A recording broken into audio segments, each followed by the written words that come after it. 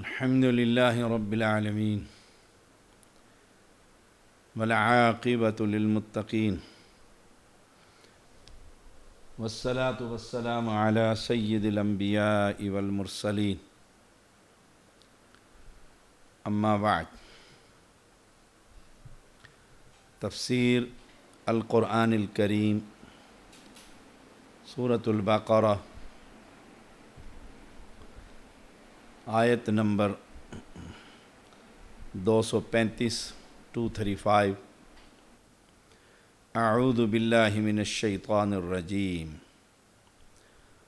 ولا جناح علیکم فیما ارستم به من خطبۃ النساء او اکننتم فی انفسکم علم اللہ انکم ستذکرونہن ولکن لا تواعدوہن سرا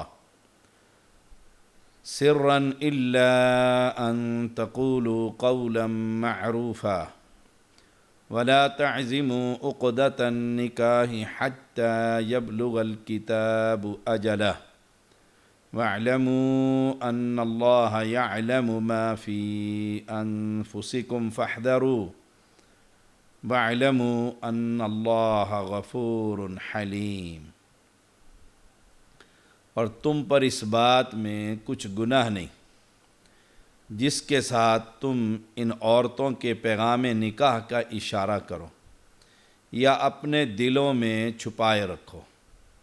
اللہ جانتا ہے کہ تم انہیں ضرور یاد کرو گے، اور لیکن ان سے پوشیدہ عہد و پیمان مت کرو مگر یہ کہ کوئی معروف بات کرو، اور نکاح کی گرہ پختہ نہ کرو یہاں تک کہ لکھا ہوا حکم اپنی مدت تک پہنچ جائے، اور جان لو بے شک اللہ جانتا ہے جو تمہارے دلوں میں ہے، پس اس سے ڈرو، اور جان لو بے شک اللہ بے حد بخشنے والا نہایت بردبار ہے۔ عدت کے دوران میں عورت کو صاف الفاظ میں پیغام نکاح دینا جائز نہیں، ہاں اشارہ اور کنایے سے معروف بات کرنا اس کی اجازت ہے۔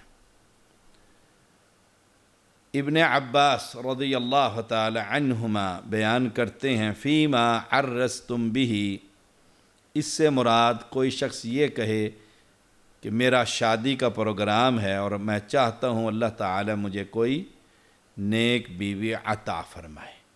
اب یہ ایک پیغام ہے اشارے سے کنایے سے۔ صحیح بخاری 5124۔ لیکن یہ حکم اس عورت کا ہے جس کا شوہر فوت ہو گیا ہو یا اسے 3 طلاقیں ہو چکی ہوں، جیسا کہ فاطمہ بنت قیس رضی اللہ تعالی عنہا 3 طلاقیں ہو گئیں، تو رسول اللہ صلی اللہ علیہ وسلم نے انہیں فرمایا جب تمہاری عدت گزر جائے تو مجھے اطلاع دینا۔ جب انہوں نے عدت گزرنے کے بعد اطلاع دی تو آپ صلی اللہ علیہ وسلم نے فرمایا اسامہ بن زید سے نکاح کر لو۔ 1480۔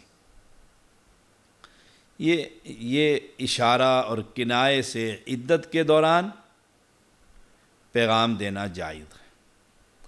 اس عورت کو جس کو 3 طلاقیں ہو چکی ہوں یا جس کا خاوند شوہر فوت ہو گیا، جس عورت کو طلاق رجعی ہوئی ہو، اس کو پیغام دینا جائز نہیں کسی بھی صورت میں، کیونکہ اس پر سب سے پہلے اس کے شوہر کا حق ہے۔ اب وہ اپنے شوہر سے تنگ ہے اور اشارہ اور کنایے سے میں کوئی پیغام دوں تو وہ ادھر سے اور بددل ہو کر ادھر کا سوچے، یہ قطعاً جائز نہیں کہ اس پر رجوع کا حق اس کے شوہر کا موجود ہے۔ جب تک عدت پوری نہ ہو جائے نکاح کے گرہ نہ باندھو۔ عدت کے اندر نکاح جائز نہیں، یاد رکھیے۔ عدت کے اندر نکاح جائز نہیں، عدت مکمل ہونے دو، اور اس کے بعد پھر نکاح کا پیغام اور نکاح کا پروگرام ہونا چاہیے۔ وَاعْلَمُوا أَنَّ اللَّهَ يَعْلَمُ مَا فِي أَنفُسِكُمْ فَاحْذَرُوا۔ اس آیت کریمہ میں نکاح کے سلسلے میں شرعی احکام کے خلاف ہیلے بہانے نکالنے پر وعید اور توبہ، اور جان لو ان اللہ تعالی بڑا بخشنے والا اور بڑا ہی بردبار ہے۔ کوئی غلطی ہو گئی ہے تو معافی مانگ لو۔ لا جناح علیکم ان طلقتم النساء ما لم تمسوهن او تفرضوا لهن فریضہ ومتعوهن علی الموسع قدره وعلی المقتر قدره متاعا بالمعروف حقا علی المحسنین۔ تم پر کوئی گناہ نہیں اگر تم عورتوں کو طلاق دے دو جب تک تم نے انہیں ہاتھ نہ لگایا ہو یا ان کے لیے کوئی مہر مقرر نہ کیا ہو۔ انہیں سامان دو وسعت والے پر اس کی طاقت کے مطابق اور تنگی والے پر اس کی طاقت کے مطابق۔ سامان معروف طریقے کے مطابق دینا ہے، نیکی کرنے والوں پر یہ حق ہے۔ جس عورت کا عقد نکاح کے وقت کوئی مہر مقرر نہ ہوا ہو۔ کئی جگہ پر معاشرے میں ایسا ہوتا ہے کہ قریب کے دوست اور رشتہ دار حق مہر مقرر ہی نہیں کرتے۔ اب اگر کوئی ایسا معاملہ ہے اور پھر اس کو لم تمسوہن جمع کے بغیر اس نے طلاق دے دی تو شوہر پر کسی قسم کا مالی تاوان نہیں، یہ یاد رکھیے۔ جب حق مہر طے ہی نہیں ہوا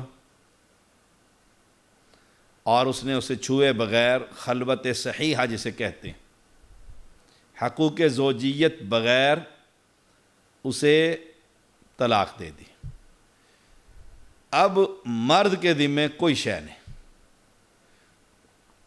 کوئی شے نہیں۔ ہاں اتنا ہے کہ اپنی حیثیت کے مطابق کچھ نہ کچھ سے دے دے۔ مالدار ہے تو پھر اپنے مال کا احساس کرتے ہوئے اسے اچھا خاصا دے کر رخصت کرے، اگر تنگ ہے تو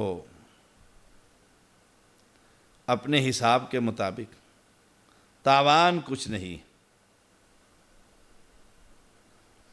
دیکھیے سورۃ احزاب،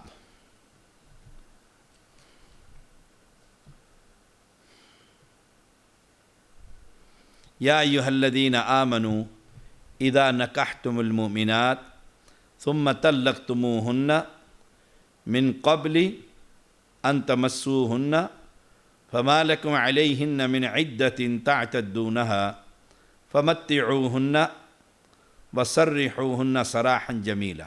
اے مومنو، جب تم مومن عورتوں سے نکاح کرو پھر ہاتھ لگانے سے پہلے ہی طلاق دے دو تو ان پر تمہارا کوئی حق کے عدت کا نہیں جسے تم شمار کرو۔ نکاح کے بعد جن عورتوں سے ہم بستری کر چکے ہو اور وہ ابھی جوان ہو، ایسی عورتوں کو طلاق مل جائے تو ان کی عدت 3 حیض ہے۔ ان کی عدت دیکھیے سورۃ البقرہ، سورۃ البقرہ کی آیت نمبر 228۔ والمطلقات یتربصن بانفسہن 3 قروء۔ طلاق والی عورتیں اپنے آپ کو 3 حیض تک روکے رکھیں، 3 حیض تک۔ یہ یاد رکھیے، یہ مسئلہ شرعی ہے۔ اب جن سے نکاح ہوا ہے لیکن میاں بیوی کے درمیان ہم بستری نہیں ہوئی، خلوت صحیحہ نہیں ہوئی، ان کو اگر طلاق ہو جائے تو اس کے لیے کوئی عدت نہیں، کوئی عدت نہیں، اسے کہتے ہیں غیر مدخولہ مطلقہ۔ وہ فوراً اگلے ہی لمحے کہیں پر بھی نکاح کر سکتی ہے۔ ہم بستری سے قبل خاوند فوت ہو جائے پھر اسے 4 مہینے 10 دن عدت گزارنا ہوگی، یہ یاد رکھیے، فرق ہے۔ طلاق ہو جائے اگلے لمحے نکاح کر لے، کوئی عدت نہیں، اور اگر فوت ہو جائے خاوند بغیر ہاتھ لگائے پھر اسے 4 مہینے 10 دن عدت گزارنی پڑے گی، یہ یاد رکھے گا مسئلہ۔ ہاتھ لگانے سے پہلے طلاق کی صورت میں عورت پر عدت نہیں ہے، عدت۔ وَإِن طَلَّقْتُمُوهُنَّ مِن قَبْلِ أَن تَمَسُّوهُنَّ وَقَدْ فَرَضْتُمْ لَهُنَّ فَرِيضَةً فَنِصْفُ مَا فَرَضْتُمْ إِلَّا أَن يَعْفُونَ أَوْ يَعْفُوَ الَّذِي بِيَدِهِ عُقْدَةُ النِّكَاحِ وَأَن تَعْفُوا أَقْرَبُ لِلتَّقْوَىٰ وَلَا تَنْسَوُا الْفَضْلَ بَيْنَكُمْ ان اللہ بما تعملون بصیر۔ اور اگر تم انہیں اس سے پہلے طلاق دے دو کہ انہیں ہاتھ لگاؤ، اس حال میں کہ تم ان کے لیے کوئی مہر مقرر کر چکے ہو، جو تم نے جو مہر مقرر کیا اس کا نصف ہے، مگر یہ کہ وہ معاف کر دیں یا وہ شخص معاف کر دے جس کے ہاتھ میں نکاح کی گرا، اور یہ کہ تم معاف کر دو تقویٰ کے زیادہ قریب ہیں، اور آپ اس میں احسان کرنا نہ بھولو، بے شک اللہ اس کو جو تم کر رہے ہو خوب دیکھنے والا۔ یہ دوسری صورت آ گئی اب کہ مہر مقرر ہو چکا ہے، وہ کتنا ہی کیوں نہ، شوہر نے ہاتھ لگانے سے پہلے خلوت صحیحہ جمع حقوق زوجیت اس سے پہلے طلاق دے دی۔ اب اس صورت میں عورت آدھے مہر کی حقدار ہوگی، آدھا مہر کی حقدار۔ ہاں عورت خود معاف کر دے، وہ کہتی ہے جس آدمی نے مجھے طلاق ہی دے دی ہے میں اس سے حق مہر آدھا لے کے کیا کروں، شرعاً وہ لے سکتی ہے، وہ کہے میرا حق مہر، تو وہ مہر جو ہے آدھا جتنا مقرر 1,00,000 روپے مقرر ہے تو 50,000 روپیہ اسے دینا ہوگا۔ معاف کر دے تو عورت تو دوسری بات، یا جس کے ہاتھ میں نکاح کی گرا ہے وہ معاف کر دے، وہ معاف کر دے۔ وہ کون ہے؟ وہ خاوند ہے، نکاح کی گرا اس کے ہاتھ میں، بیدہ عقدۃ النکاح، وہ حق مہر پورا دے چکا ہے زیور کی صورت میں۔ اب وہ کہتا ہے جس عورت کو ہی میں نے طلاق دے دی ہے میں اس سے واپس نہیں لیتا۔ دونوں دیکھیے، عورت بھی اور مرد بھی، حق مہر مقرر ہو چکا ہے، طلاق دے دی ہے بغیر حقوق زوجیت ادا کیے، آدھے کا وہ حقدار ہوگی عورت کہتی میں نے تو آدھا بھی نہیں لینا، معاف کر دیتی۔ یا خاوند جس کے ہاتھ میں نکاح کی گرا عقدۃ النکاح، وہ نکاح کے موقع پر سارا کچھ دے چکا ہے، حق مہر زیور کی صورت میں یا نقدی کی صورت میں اس نے ادا کر دیا، وہ کہتا ہے میں آدھا بھی واپس نہیں لیتا، میں آدھا بھی نہیں لیتا، پورا مہر دینے کے بعد۔ یا اس نے نکاح کے وقت ادا نہیں کیا لیکن آدھا حق مہر کی عورت حقدار ہے، وہ کہتا ہے میں سارا ہی دیتا ہوں بھائی، جتنا طے ہوا تھا میں سارا ہی دیتا ہوں، یہ اس خاوند کی طرف سے مسئلہ ہے، یہ خاوند کو ترغیب دی ہے۔ وَأَن تَعْفُوا أَقْرَبُ لِلتَّقْوَىٰ، یہ تقوی کے زیادہ قریب ہے، یہ مخاطب مرد ہے اس سے۔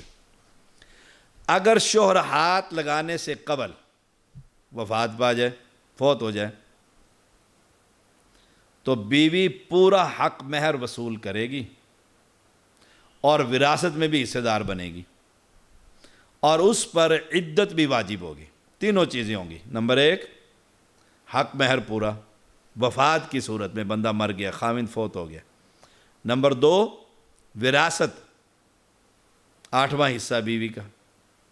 نمبر 3 4 مہینے 10 دن عدت۔ دلیل کیا ہے؟ برو بنت واثق، جو حدیث ہم پیچھے سنا چکے ہیں آپ، یہ حدیث دلیل۔ مطلقہ عورت کی 2 قسمیں ہو گئیں، مہر مقرر ہو چکا تھا اور خاوند نے صحبت کے بعد طلاق دے دی۔ نمبر 2 عقد کے وقت مہر مقرر نہ تھا مگر صحبت کے بعد طلاق دے دی۔ اس صورت میں عورت کا مہر مثل کے حقدار ہوگی، یعنی جتنا مہر عموماً ان کے خاندان میں عورتوں کا باندھا جاتا ہے وہ اس کا مقرر ہوگا، اس کے مطابق اس کو حصہ دلایا جائے گا۔ دیکھیے سورۃ النساء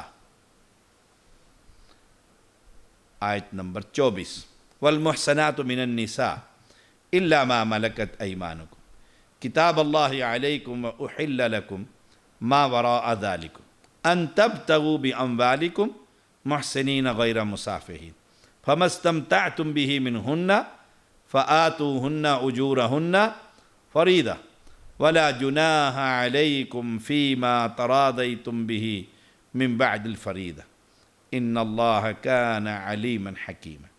حرام کی گئیں شوہر والی عورتیں مگر وہ جو تمہاری ملکیت میں آ جائیں۔ اللہ تعالیٰ نے یہ احکام تم پر فرض کر دیے، اور ان عورتوں کے سوا اور عورتیں تمہارے لیے حلال کی گئیں۔ اپنے مال کے مہر سے تم ان سے نکاح کرنا چاہو برے کام سے بچنے کے لیے، نہ کہ شہوت رانی کرنے کے لیے، اس لیے جن سے تم فائدہ اٹھاؤ انہیں ان کا مقرر کیا ہوا مہر دے دو۔ جن عورتوں سے تم نکاح شرعی کے ذریعے سے فائدہ اٹھاؤ یعنی حقوق زوجیت ادا کرو تو ان کا حق مہر ان کو ادا کر دو، ان کا حق مہر۔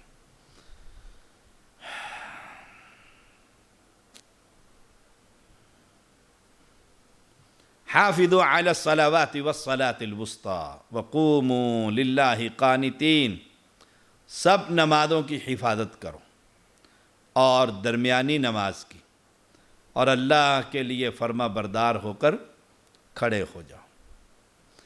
درمیانی نماز نماز عصر، دن اور رات کے درمیان، اس کی پابندی کا بڑا حکم ہے قرآن مجید میں۔ اور طلاق کے مسائل کے بعد نماز کا حکم ہے کہ دنیاوی معاملات میں اتنے مشغول نہ ہو جاؤ کہ نماز ہی بھول جاؤ۔ عصر کی پابندی اس لیے ہے کہ عصر کا وقت بڑا کاروبار کا وقت ہوتا ہے، عروج کا ہوتا ہے، خریدنے والے بھی جلدی خرید کر واپس پلٹنا چاہتے ہیں گھر، اس لیے عصر کا وقت جو ہے وہ بڑی مشغولیت کا وقت ہے، مصروفیت کا وقت ہے۔ ہر کام کے اندر عصر کا وقت، کوئی بھی کام آپ کر رہے ہیں اسے اب سمیٹنا چاہتے ہیں کہ مغرب سے پہلے میں اس کو مکمل بند کروں، کمپلیٹ کروں اور چلوں۔ اور اس وقت آدمی جب اتنا کاروبار عروج پر ہو اور لوگوں کا تانتا بندھا ہوا ہو، وہ کلینک کی کیوں نہ ہو، ڈاکٹر کی، مریض بھی چاہتے ہیں جلدی سے فارغ ہو کر، ڈاکٹر بھی چاہتے ہیں ان کو فارغ کروں، اور میں اس وقت حافظوا علی الصلوات والصلاة الوسطى وقوموا للہ قانتین، نماز کی حفاظت کرو، نماز کی حفاظت کرو۔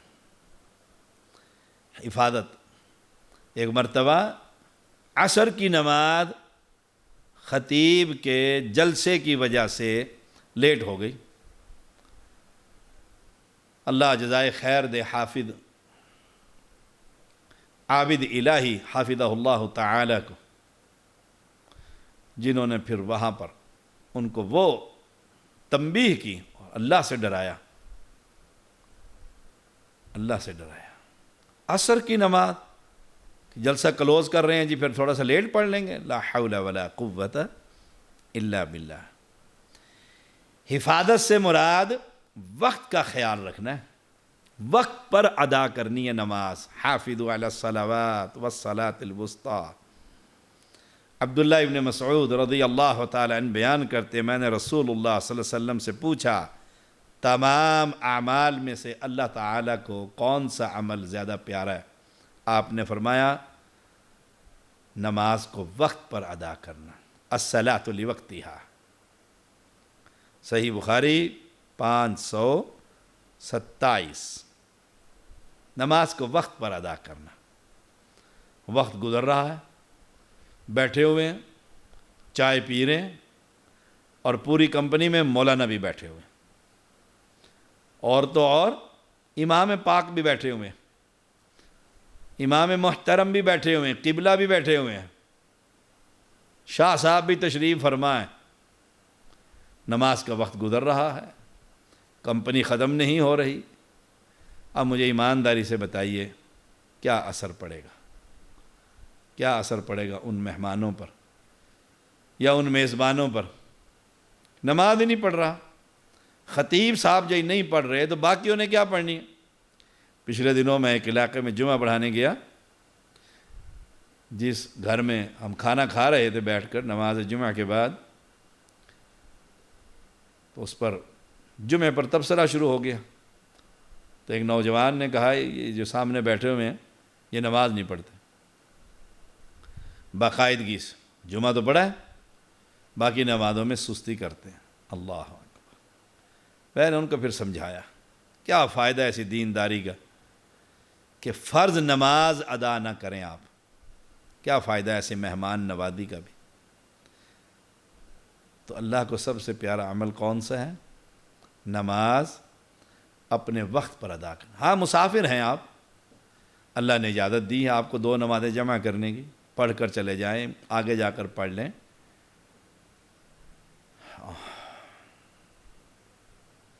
علامہ احسان الہی ظہیر رحمہ اللہ تعالی کے بارے میں بڑا مشہور بات ہے کہ وہ کہیں نماز پڑھ کر بھی جلسے پر پہنچتے نا، اور آگے جماعت ہو رہی ہوتی، پھر نماز پڑھنے لگ جاتے۔ کسی نے پوچھا ہم پیچھے پڑھ کر آئے ہیں؟ کہا لوگوں کو تو نہیں پتہ ہم پیچھے پڑھ کر آئے ہیں، لوگ یہ سمجھیں گے علامہ بے نماز ہے۔ دیکھو علامہ بے نماز ہے، سبحان اللہ، لوگ یہ سمجھیں گے، اس لیے دوبارہ نماز پڑھو۔ مسجد میں آئے ہو دوبارہ پڑھو، یہ نفل ہو جائیں گے تمہارے، ورنہ لوگ بھی بے نماز ہو جائیں گے۔ میں ایک جلسے پر گیا اور ایک خطیب اعظم سے ملا، وہاں سے اٹھ کر نماز ظہر کے لیے مسجد میں گیا، خطیب صاحب کا چند قدم پر گھر تھا، وہ وہیں تشریف فرما رہے، ان کے ساتھ دیگر علماء موجود تھے، اور میں نے نماز کے بعد بالخصوص دیکھا کہ وہ لوگ آئے ہیں کہ نہیں آئے نماز پر۔ کیا فائدہ سے جلسوں کا جہاں نماز ہی نہ ہو۔ الصلاۃ لوقتہا، نماز کو وقت پر ادا کرنا۔ والصلاۃ الوسطی، جمہور محدثین کے نزدیک تو یہ نماز عصر ہی ہے۔ غزوہ احزاب کے موقع پر رسول اللہ صلی اللہ علیہ وسلم نے فرمایا شغلونا عن الصلاۃ الوسطی صلاۃ العصر ملأ اللہ بیوتہم وقبورہم نارا۔ صحیح مسلم، صحیح بخاری 6396۔ انہوں نے ہمیں صلاۃ الوسطی عصر کی نماز سے روک دیا۔ دیکھو شغلونا عن الصلاۃ الوسطی صلاۃ العصر۔ پھر بھی اس میں اختلاف موجود ہے، جمہور کا یہی موقف کہ درمیانی نماز نماز عصر۔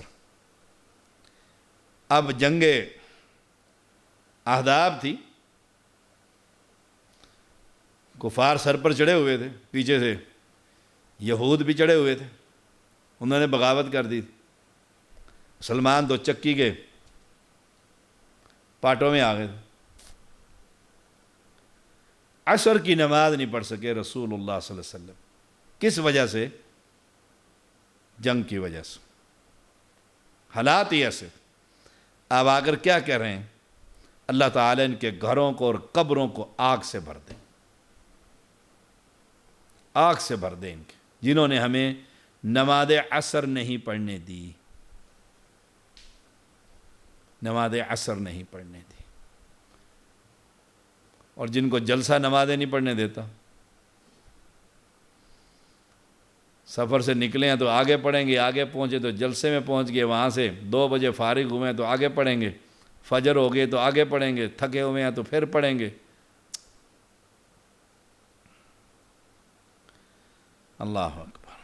ابن عمر رضی اللہ تعالی عنہما بیان کرتے ہیں، رسول اللہ صلی اللہ علیہ وسلم نے فرمایا، جس کی نماز عصر فوت ہو گئی گویا اس کا اہل و عیال اور مال لوٹ لیا گیا۔ جس کی نماز عصر فوت ہو گئی اس کا مال و متاع لوٹ لیا گیا۔ صحیح بخاری۔ نماز عصر فوت ہو گئی، اہل و عیال کسی کے لوٹ لیے جائیں، مال و متاع لوٹ لیا جائے، کتنی تکلیف ہوتی ہے۔ کوئی گاڑی ہی چھین لے، کوئی موبائل ہی چھین لے، سر چھوڑ کر بیٹھا ہوتا ہے، اوپر کا اوپر، سانس نیچے کا نیچے، آواز بھی مردے خانے سے نکل رہی ہوتی، کیا ہوا؟ میرا موبائل گم ہو گیا ہے، چھین لیا کسی نے۔ اور نماز عصر پڑھی ہے؟ جی اب پڑھتا ہوں، پرواہ ہی نہیں ہے، پرواہ ہی نہیں۔ فرمایا جس کی نماز عصر فوت ہو گئی اس کا اہل و عیال ہی برباد ہو گئے، اس کا مال و متاع ہی برباد ہو گیا۔ وَقُومُوا لِلَّهِ قَانِتِينَ، اللہ کے لیے فرما بردار ہو کر کھڑے ہو جاؤ۔ نماز میں کوئی ایسی حرکت نہ کرو، قانت، جسے معلوم ہو کہ آدمی نماز میں تو نہیں، نماز میں کھڑا ہے، خارش کر رہا ہے، ناک صاف کر رہا ہے، گندگی ناک کی نکال کر اسے پھر چیک کر رہا ہے، اس کی موٹائی لمبائی، پھر مسجد کے صفوں پہ لگا دیتا ہے۔ اللہ اکبر۔ نماز کی حالت میں کوئی کھانا، کوئی پینا، کوئی گفتگو کرنا۔ قنوت کے معنی یہاں سکوت کے ہیں، خاموشی، خاموشی۔ حافظوا علی الصلوات والصلاة الوسطى والقوموا للہ قانتین۔ نماز میں خاموش رہنے کا حکم دیا گیا اور باتوں سے منع کر دیا گیا۔ صحیح بخاری 4534۔ تو نماز کے اندر کوئی ایسی حرکت نہ ہو۔ ہاتھ باندھے ہوئے ہیں، داڑھی سے کھیل رہے، داڑھی سے کھیل رہے۔ وہ ایک سنی کہتا ہے کہ بھئی سینے پر ہاتھ کیوں باندھتے ہیں؟ لذیذ اس لیے کہ قریب ہاتھ ہوتا ہے، داڑھی سے کھیلتے رہتے ہیں۔ لا حول ولا قوت الا۔ اگر ہم جواباً کہیں کہ ہاتھ نیچے کیوں باندھتے ہو؟ کھیلتے رہتے ہو، بس آگے الفاظ میں نہیں کہتا۔ ہم اس لیے باندھتے ہیں کہ رسول اللہ صلی اللہ علیہ وسلم نے سینے پر ہاتھ باندھے، علی صدر۔ نماز کی حالت میں کوئی گفتگو نہیں، کوئی دھیان، ایسا دھیان اللہ کے ساتھ کہ اللہ دیکھ رہا۔ دوسرا معنی ہم اللہ کو دیکھ رہے ہیں۔ اگر یہ کیفیت نہیں تو یہ کم از کم کیفیت ہو کہ ہم اللہ کو دیکھ رہے ہیں، یہ کیفیت نہیں تو کم از کم یہ تو ہو کہ اللہ مجھے دیکھ رہا ہے۔ جب اللہ دیکھ رہا ہو تو پھر میں حرکتیں کروں گا نماز کے اندر، کپڑے ٹھیک کر رہا ہوں، بالوں میں کنگھی کر رہا ہوں اور صفیں درست کر رہا ہوں، اور سبحان اللہ۔ میں ایک مرتبہ نماز پڑھ رہا تھا، میرے یہ قمیض کے جو یہ آستین ہے یہ یہاں کونیوں تک تھی، ایسے فولڈ کی ہوئی تھی۔ مجھے مسئلہ خبر نہیں تھا جب میں پڑھتا تھا مدرسے میں کہ یہ ممنوع ہے، تو ایک عالم میرے ساتھ نماز پڑھ رہا تھا۔ جو ہی میں رکوع میں گیا تو اسے اندازہ ہو گیا ننگی بازو ہیں، وہ میرے بازو اتارنے لگ گیا نماز کے اندر، میرے بازو ٹھیک کرنے لگ گیا۔ میں نے نماز کے بعد پوچھا یہ کہا یہ ممنوع ہے۔ میں نے کہا یہ جائز ہے کہ تم میرے کپڑے ٹھیک کرو؟ نماز کے بعد مجھے بتلاؤ نا مسئلہ۔ سبحان اللہ و بحمدی سبحان اللہ العظیم۔ اللہ ہمیں نمازوں کی حفاظت کرنے کی توفیق عطا فرمائے۔ وآخر دعوانا الحمد للہ رب العالمین۔